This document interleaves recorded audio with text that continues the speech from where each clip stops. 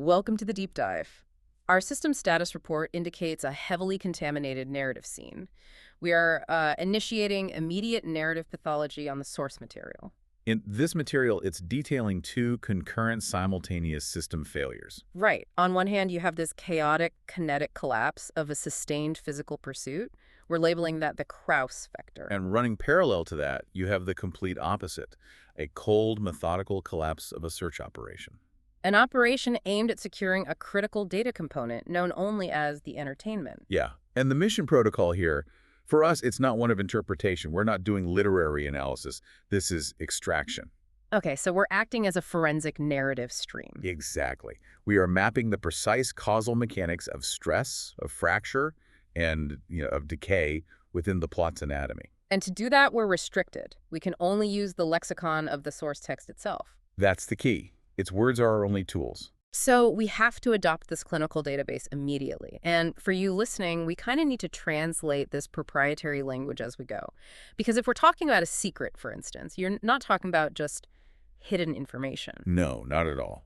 A secret is immediately diagnosed as a malignant narrative cyst. A cyst. Okay, so it's something that's actively, poisoning the structural integrity? It's applying pressure. It's Right. warping the dialogue, the plot.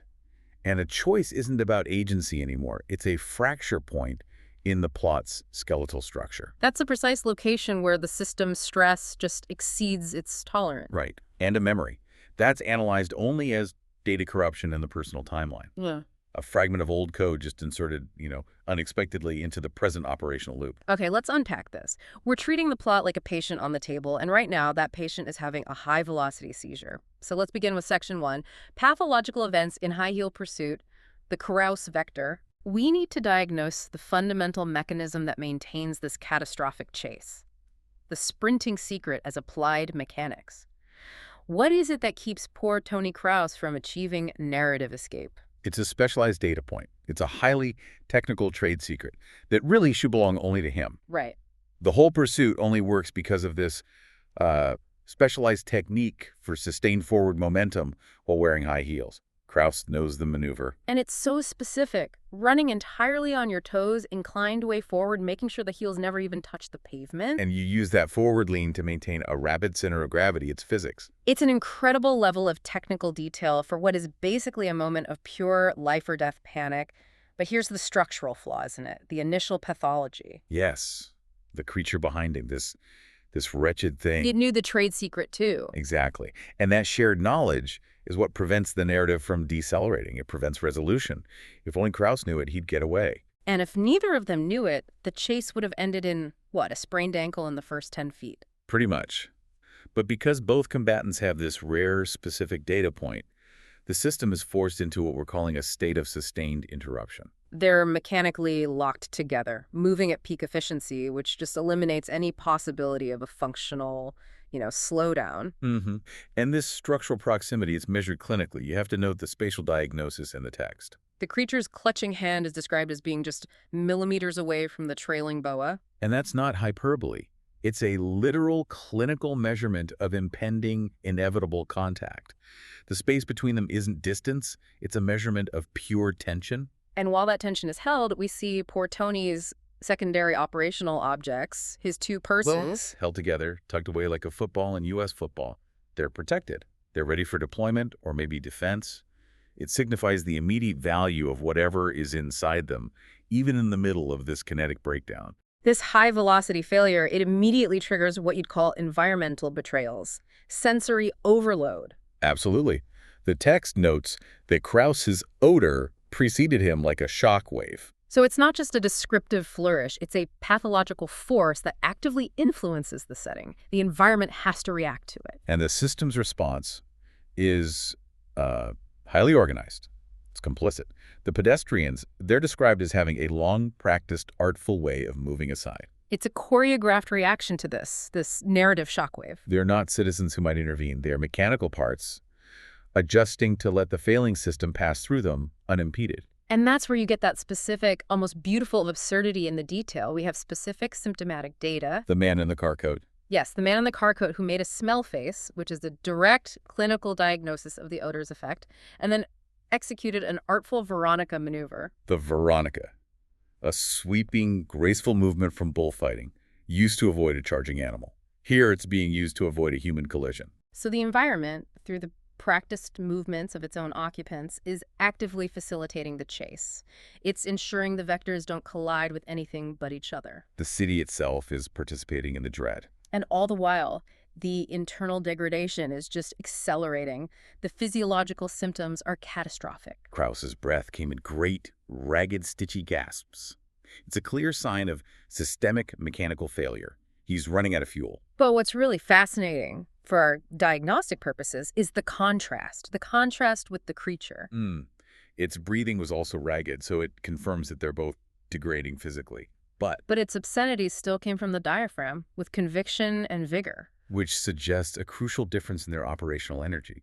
Krause is just fighting for air. The creature is expending functional output, and that output is derived from conviction.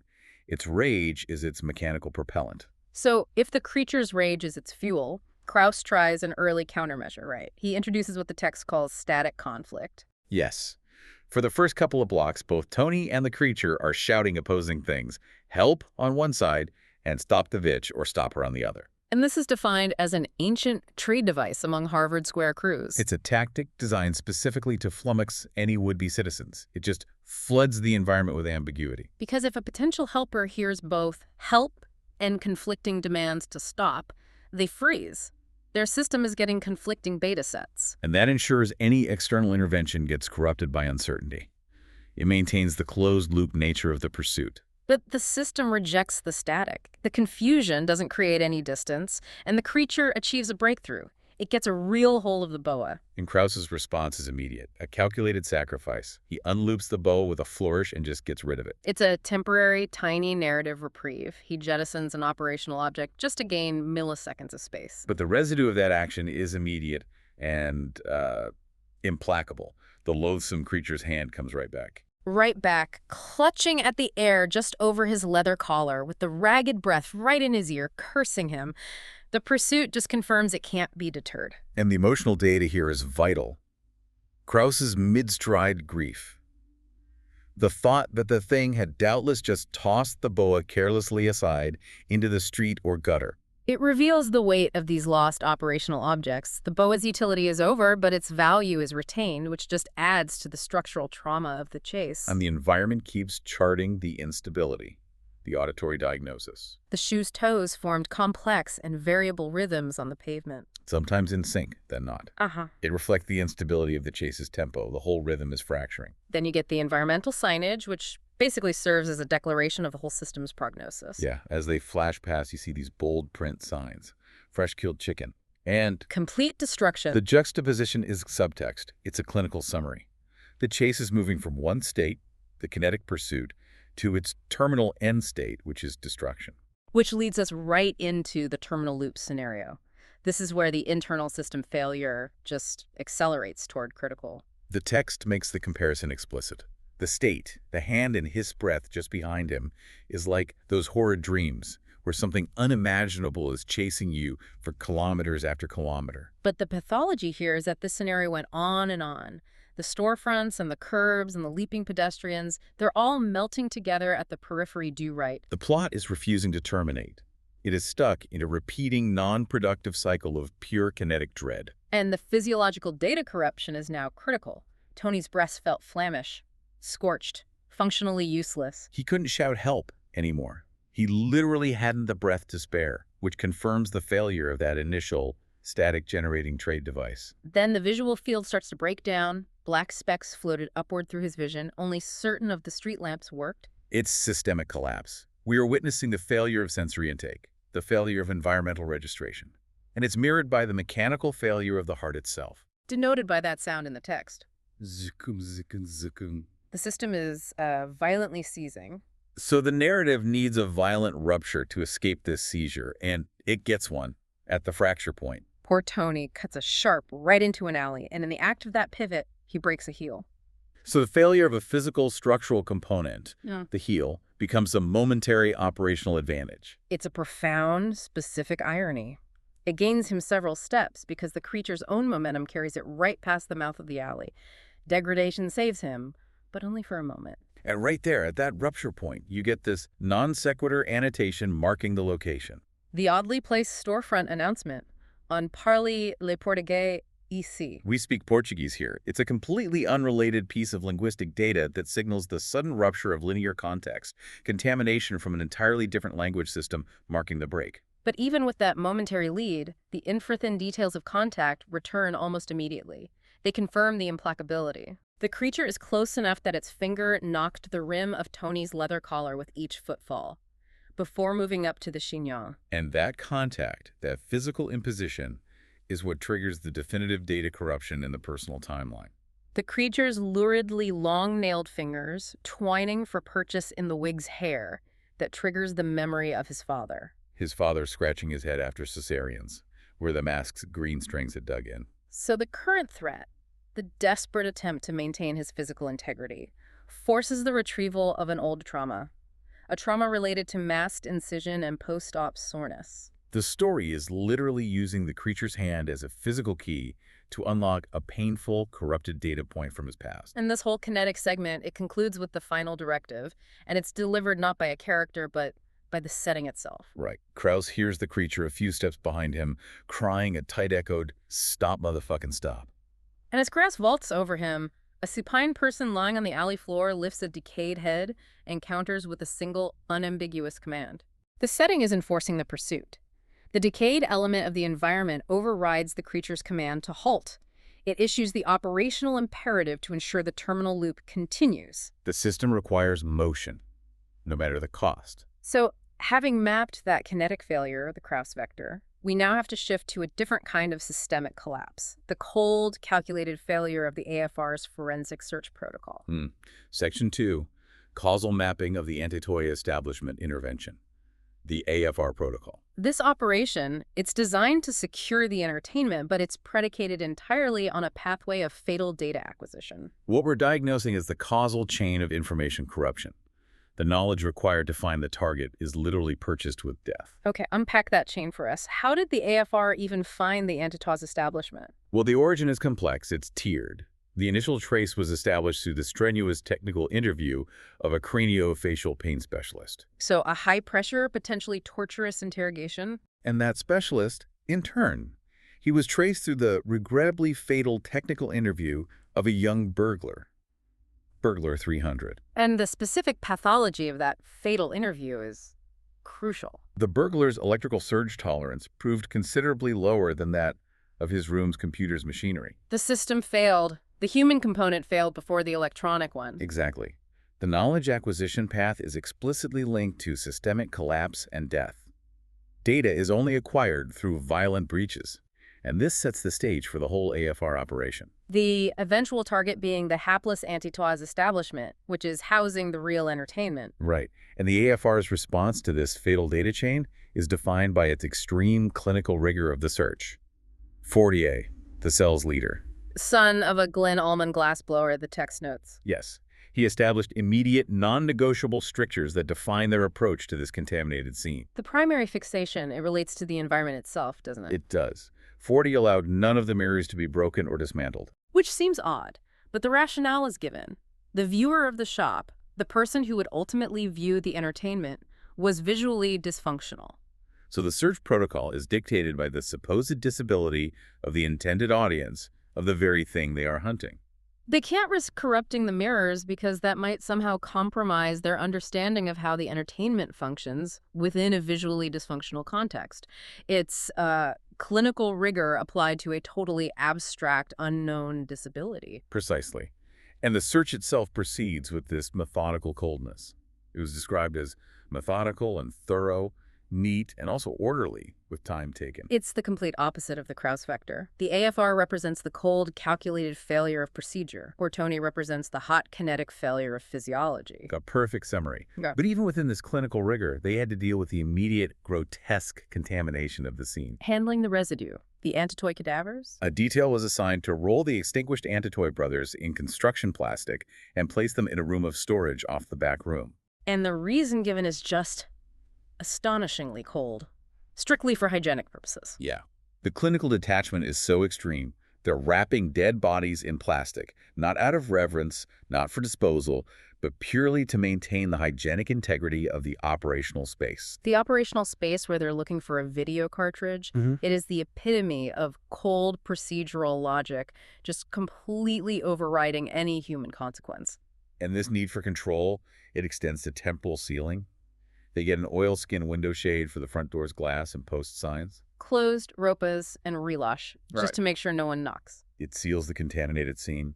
It maintains operational integrity against any external human interference. They're meticulously controlling the external input, the light, pedestrians, visitors. All while the internal reality is that they have plastic-wrapped, swelling cadavers stored just off the data viewing room.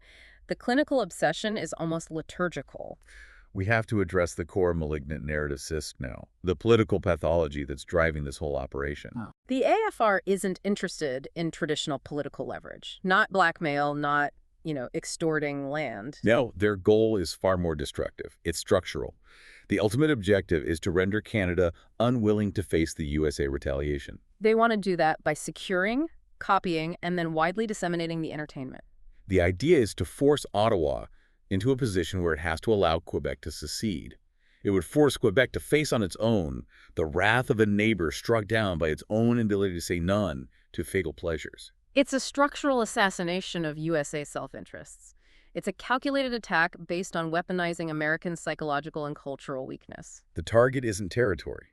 The target is the U.S. ability to tolerate its own fatal pleasures, making it incapable of an effective geopolitical response. And this requires constant operational extension. We have to account for Fourier's mid-search absence, the Duplessis connection. He leaves the Antitoy establishment. He has to facilitate Southwest ops infiltrating the athlete relative of the auteur, M. Duplessis. And this relative was felt most strongly to have knowledge or even possession of a duplicable copy. And critically, he was the source from which Duplessis received his originals.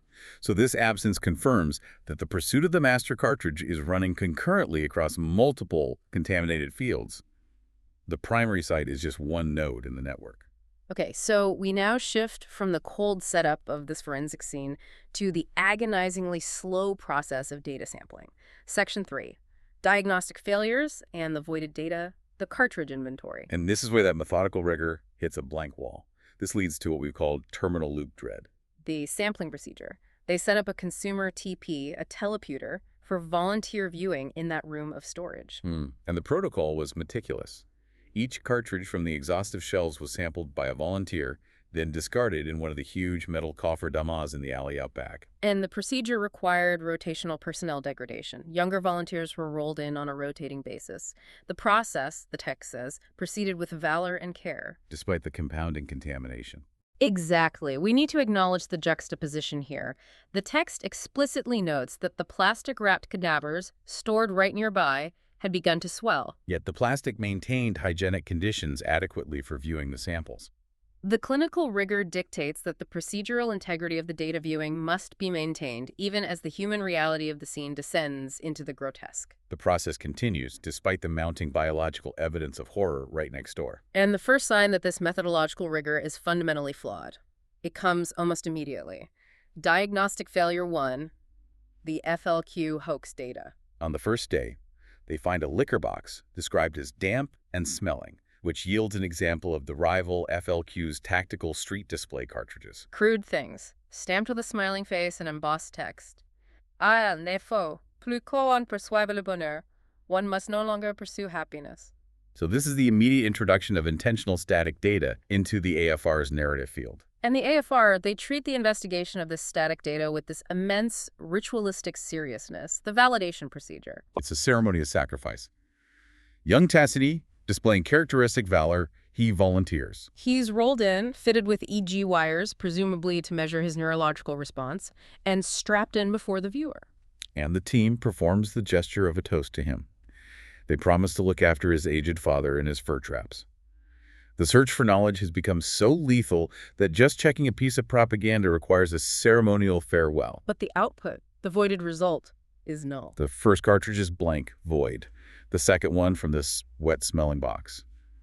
Also blank. 2 blanks, done, decored. All that procedural rigor, all that ceremonial sacrifice has generated exactly 0 usable data. Which introduces severe operational frustration. Forty's analysis, it attempts to rationalize this failure. He counsels against disappointment. He says that he and Marathag had counseled all along that the FLQ displays were likely just a hoax, instilling of terror only. Wait, I have to stop you here. This is a massive fracture point in the AFR's operational self-awareness. How so? The FLQ displays they're dismissing. Yeah. They explicitly feature the wheelchaired man. Fortier, who we know relies on his chair for operational advantage, is dismissing a rival group using imagery that relates directly to his own identity. And they dismiss it as a smack to the testicles of AFR and therefore irrelevant hoax data. That is the highest form of plot pathology.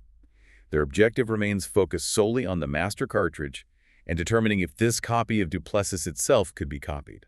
So the mission protocol actively discounts any data point that suggests a rival group is deploying a similar narrative pathogen, a weaponized image of physical necessity, because acknowledging it would validate the competition. It's institutional ideological blindness. They are refusing to see symptomatic data because it contradicts their core procedural assumption of being the only group capable of this particular form of structural assassination. They decide, a priori, that this crucial resonant piece of data is just static, to be ignored. And in this atmosphere of voided results and ideological detachment, you find internal friction. Right. There was acknowledged bickering over the Portuguese pornography during the cartridge rotation. A minor data corruption in the larger clinical process, but it confirms that even amidst this high-stakes, fatal search, the system is susceptible to mundane distraction and friction. The ultimate structural insight of this whole analysis, it seems to circle back to that ignored data point, the FLQ's use of the wheelchair. Which brings us to our final section, Section 4, the mechanical betrayal of Fortier, or the wheelchaired pathogen. It explores how Fortier weaponizes his own physical state, connecting his personal structural necessity to the overall narrative trauma, a trauma he is simultaneously ignoring in his rivals. We first have to diagnose Fortier's hybrid prosthetic system. Right. He has these attachable legs of flesh-tone polymer resins. Their interior circuitry was responsive to large bundle neural stimuli from his stumps. And with metal crutches, they allowed what the text calls a sort of swirling parody of perambulation, a complex mechanical system designed to simulate function to pass as whole. Yet his primary and preferred operational tool is the wheelchair. And that is a profound operational choice, a specific fracture point in his physical presentation. Fortier rarely wore the prostheses, not in USA, preferring the chair, especially for public transit. And this preference is entirely strategic. It's calculated. It harnesses the USA's systemic failure. The American system substitutes this generalized solicitude for genuine respect, and Fortier exploits that. The environment alters itself for him in predictable ways. Buses knelt. Smooth ramps flanked steps. Attendants pushed him aboard flights in full solicitous view. The American infrastructure and public interaction system is designed to accommodate perceived weakness. And he prefers that condescension. The pretense of institutional sensitivity to his right of the equal access, because it honed the edge of his senses of purpose. He's converting the superficial institutional respect of the USA system into operational fuel for its structural demise. He converts a physical limitation into an acute strategic advantage. The mechanical betrayal is thus complete. By choosing the wheelchair, he ensures the U.S. system facilitates his movement, makes him impossible to surveil effectively, and lets him blend into this culture of institutional sensitivity, all while he works to structurally assassinate that very culture. He is weaponizing the U.S. sense of obligation. And this calculated proximity, this strategic clinging to a perceived weakness, it finds an immediate structural echo in the narrative. Through the external agent, the USBSS counterpathogen. Yes, the American field operative, who is noted for jutting with prostheses, was observed clinging to this person, the athlete relative, like a bad odor. And this is a critical thematic recurrence. The plot is riddled with this structural state of antagonistic proximity. You have the creature clinging to Tony Krause, clutching at the air just over his leather collar. And you have the U.S. operative clinging to the athlete relative like a bad odor. The narrative pathology suggests that all high-stakes pursuits are characterized by this state of contaminating, inescapable closeness. And the structural mandate affirms the collective AFR pathology. Like all of them, Fortier was willing to sacrifice. His personal choice to prioritize the operational advantage of the wheelchair over the functional mobility of the prostheses is a mechanical function of the greater political objective. The sacrifice of functional utility for strategic purpose. We've completed the full clinical autopsy of these concurrent narrative segments, from the kinetic flight to the calculated search, so we have to issue the outro. Critical failure to cohere. The final diagnosis is clear. The plot does not achieve resolution. It maintains a state of sustained interruption. The two simultaneous failures have not terminated. Poor Tony Krause is still running, bleeding on his toes from that broken heel, negotiating broken glass, and hearing the supine person's ambiguous directive to go. The kinetic loop persists. And concurrently, the AFR is still sampling voided cartridges, operating under procedural rigor while ignoring profound contamination, pursuing a master copy that may not, in the end, cohere, or even be duplicable. The structural instability remains acute because neither side can conclude its operation. The persistent residue just lingers in the narrative field. It refuses to dissolve. The creature's ragged implacability, the stench of the damp, smelling liquor box that yielded the blank data. And the pervasive structural necessity of sacrifice. The boa, Tassini's comfort, 4 years mobility, all sacrificed to achieve any form of narrative movement. So what does this entire diagnostic process mean for you, the learner tracking this clinical breakdown? We'll leave you with this provocative thought for extended analysis. When the knowledge acquisition required to drive the plot, the search for the entertainment depends on a data corruption pathway, like the fatal technical interviews. And that search is complicated by an intentional state of confusion, like the FLQ hoax. Yeah. How do you differentiate between necessary clinical rigor and the plot's self-inflicted damage? The most compelling structural pathology is in that internal blindness. Fortier, who uses the wheelchair as a symbol of power and a weaponized political critique. He is dismissing the FLQ's use of the exact same powerful, politicized image, the wheelchaired man display, dismissing it as mere static data. And the FLQ display is specifically called a smack to the testicles of AFR, yet it's ignored because acknowledging its potency would validate a competing narrative. So the AFR protocol is fundamentally compromised, not by an external threat, but by its own ideological refusal to recognize highly relevant symptomatic data that mirrors its own identity. The story's clinical process is willfully blind to the data that hits too close to home. The highest form of plot pathology is the refusal to learn from your enemy when your enemy is holding up a mirror to your own calculated sacrifice. Consider the implications of ignoring the data that suggests your enemies operate under the exact same structural mandate as you do. Thank you for diving deep with us.